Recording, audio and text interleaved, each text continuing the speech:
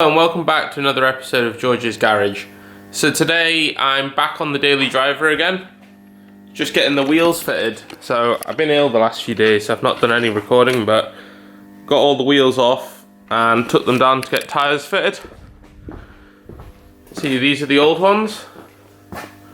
Nothing really wrong with them, but I now have these big off-road ones. So I'm still waiting on the lift kit to come in from the US. It'll take another 10 days or so. But if I just put it on it for now and put it in off-road mode, we'll get an idea of what it looks like. So that's the plan for today.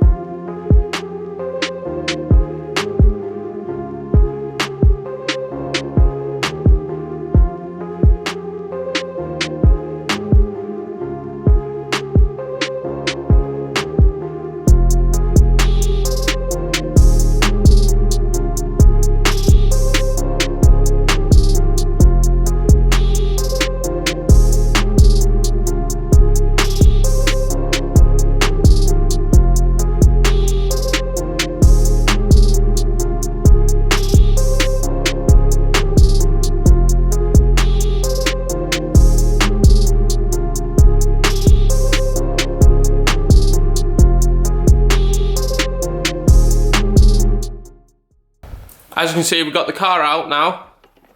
It's up. It's looking good, you know. I've still got to wait on the lift kit because this is it in off-road mode. But I'll need it. What it happens is if you drive it over 30 miles an hour, it drops back down to normal height. So, little sun's in my face.